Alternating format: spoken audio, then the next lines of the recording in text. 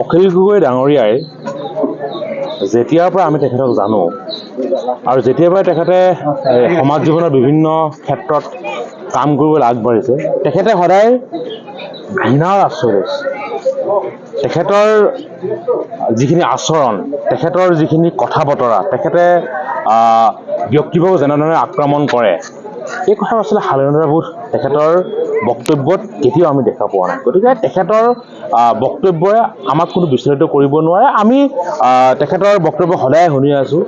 পূৰ্বৰ প্ৰাক্তন মুখ্যমন্ত্ৰী তৰুণ গগৈ ডাঙৰীয়াৰ সম্পৰ্কত তেখেতে অত্যন্ত কটু মন্তব্য কৰিছিল। তেওঁলোকৰ যি বৰ্তমানৰ মিত্ৰ দল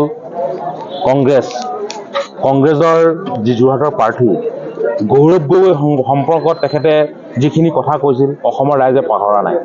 গতিকে আজি আমি একেবাৰে সৰ্বানন্দৰ পৰা তেখেতে যি এনেধৰণৰ কথা কৈছে, এইটো আমি অকণো চিন্তিত নহয়।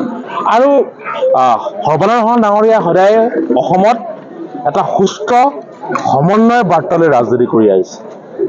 এক সমন্বয়ৰ ধাৰা সৃষ্টি কৰি সৰ্বানন্দ ৰাজনীতি কৰি আহিছে।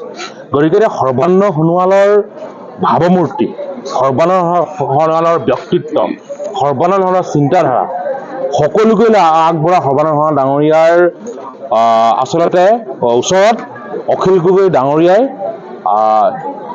আচলতে একেবাৰে ওচৰ চাপিব পৰা দূৰৈৰ কথা, বহু লক্ষ দূৰত অৱস্থান কৰে অখিল গগৈ ডাঙৰীয়া। আৰু সৰ্বানন্দ যিটো তেখেতে ডিব্ৰুগড় লোকসভা সমষ্টি, আজি আপোনালোকে দেখিছে, আজি তেখেতে প্ৰথম তেখেতৰ জন্মস্থান গাঁওখনলৈ আজি আহিছে, আই মাতৃৰ সমাধিত সেৱা কৰিছে।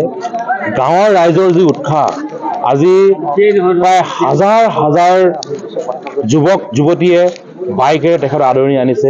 গাঁৱৰ আবাল বৃদ্ধ বনিতা যুৱক যুৱতী সকলোৱে তেখেতক নিজৰ এই সন্তানটিক গাঁৱলৈ বিপুলভাৱে আদৰণি জনাই এইটো প্ৰমাণ কৰিছে যে সৰ্বানন্দ সোণোৱালে এইবাৰ ডিব্ৰুগড় লোকসভা সমষ্টিত 5 লাখতকৈ অধিক ভোটত জয়ী হ'ব।